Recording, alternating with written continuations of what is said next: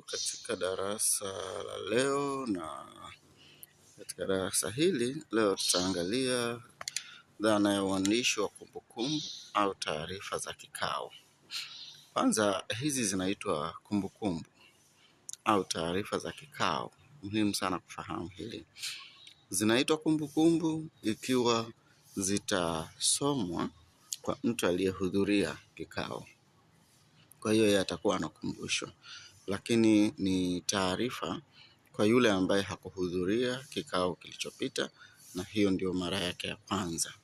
Lakini jambo la pili muhimu ni kwamba hizi ni kumbukumbu au taarifa za kikao, sio kumbukumbu au taarifa za mkutano, kwa sababu huwa hatutunzi kumbukumbu kwenye mikutano.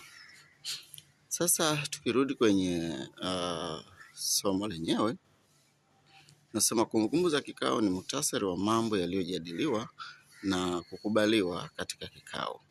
Ni muhimu kuandika kumbukumbu za kikao ili kusaidia na kurahisisha utekelezaji wa mambo yaliyoamuliwa.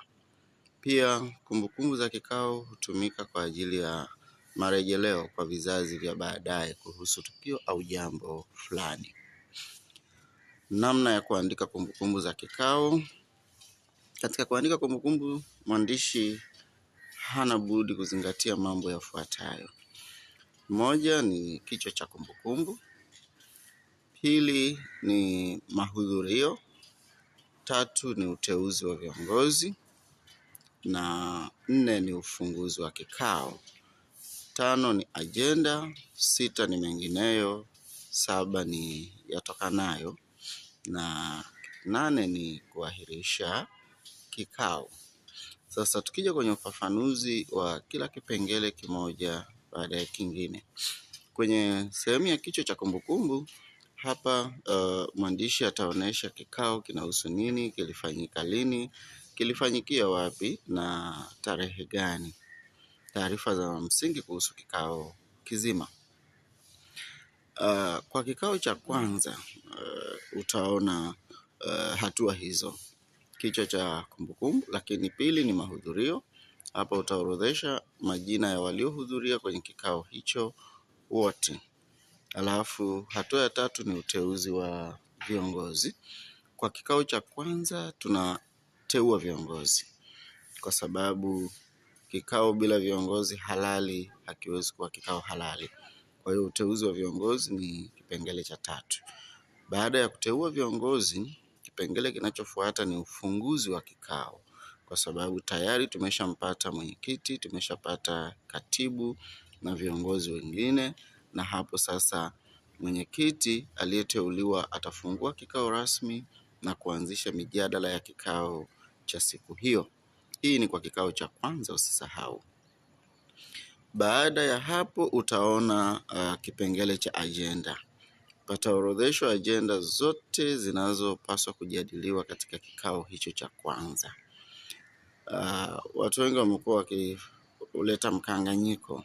Kwenye agenda wanaonesha ufunguzi wa kikao ni moja ya agenda.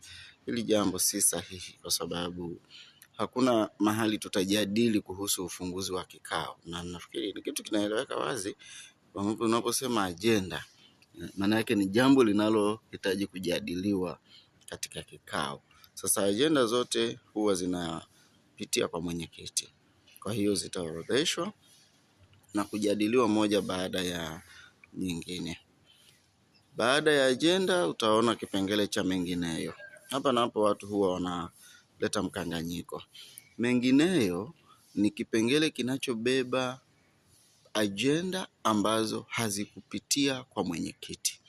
Kwa mfano, mmejadili agenda zenu, mmemaliza, lakini mjumbe mmoja akakumbusha jambo zito linalostahili kujadiliwa kama agenda, lakini kwa kuwa halikupitia kwa mwenyekiti, jambo hilo litajadiliwa kwa ridhaa ya mwenyekiti, lakini litaingizwa kwenye mengineyo. Litakuja kuingizwa kwenye agenda kwenye kikao kinachofuata. Halafu yatokanayo. Yatokanayo tunasema haya ni masuala mtambuko ambayo yanaibuka tu kwenye kikao na hayatahitaji mjadala wa kikao kizima, lakini kwa sababu ni mambo yametokea au ni jambo limetokea ndani ya kikao, basi litatambulika ndani ya kikao. Kwa hiyo sehemu hii tunaingiza swala lolote ambalo limejitokeza katika kikao chetu, lakini si sehemu ya ajenda za kikao. Kwa mfano, mjumbe anaweza akapata taarifa fulani ya kushtukiza, ya kumshitua, akapatwa na huzuni na majonzi na kadhalika, akaondoka hata kikaoni kabla ya kikao kuisha. Hiyo itaingizwa kwenye yatokanayo. Lakini tukija kwenye kipengele cha mwisho, tunasema ni kuahirisha kikao. Baada ya mjadala wa mambo yote na kwa idhini ya mwenyekiti, basi mwenyekiti ataahirisha kikao, sio kufunga kikao. Ataahirisha kikao na kutoa mwelekeo na mwongozo, kikao kijacho kitakuwa lini, kitafanyikia wapi, kianze saa ngapi na mambo mengine muhimu. Sasa ukichunguza hapa, ufuatao ni mfano wa kumbukumbu za kikao kinachofanywa kwa mara ya kwanza.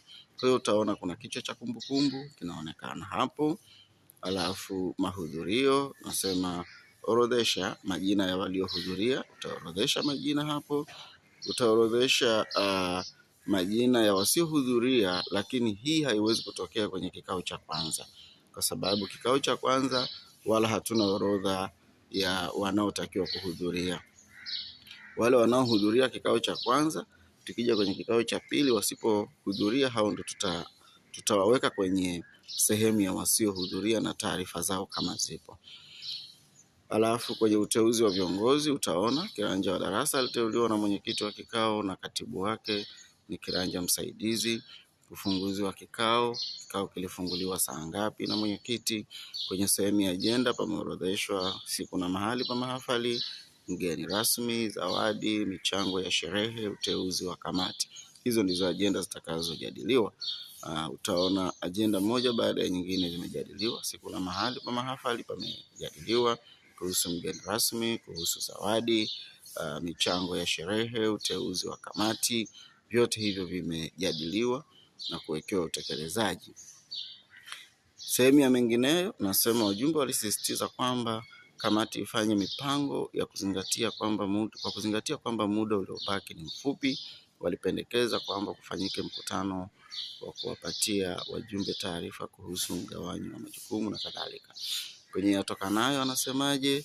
Mjumbe mmoja aliwaburudisha wajumbe kwa vinywaji na nyama choma ya mbuzi katika kumbukumbu yake ya kuzaliwa. Kumbe kwenye kikao hicho kuna mjumbe, siku hiyo ilikuwa ni siku yake ya kuzaliwa na alipenda kushiriki na wajumbe wenzake. Kwa hiyo inaingia kwenye yatokanayo. Alafu kuahirisha kikao. Mwenyekiti aliahirisha kikao kwa kuwaomba wajumbe wengine wawe na ushirikiano na kwa wenzao katika kufanikisha mahafali hayo. Kikao kiliahirishwa saa 6 kamili mchana. Kikao kijacho kitakuwa tarehe hiyo kuanzia saa hiyo mchana hadi saa hiyo jioni. Sehemu za kusaini viongozi, mwenyekiti, tarehe, katibu, tarehe zinaonyeshwa hapo. Hii inakupa picha kwamba kila kikao huwa kinakamilika kwenye kikao kijacho. Sasa ikiwa kikao kinafanyika kwa mara ya pili, muundo wake utakuwa kama ufuatao, na ni kikao cha mara ya pili na kuendelea. Kwanza tutakuwa na kichwa cha kikao au kumbukumbu, tutakuwa na mahudhurio, alafu kipengele cha 3 kitakuwa ni kusomwa na kuthibitishwa kwa taarifa za kikao kilichopita au kilichotangulia. Kwa hiyo kikao cha pili hatutakuwa na uteuzi wa viongozi. Alafu kutakuwa na kufungua kikao, alafu ajenda, mengineyo yatokanayo, kuahirisha kikao na majina na saini za viongozi. Kwa hiyo huu ndio muundo wa kumbukumbu za kikao. Asante, karibu katika mfululizo wa madarasa ya Mwalimu Maida. Asante.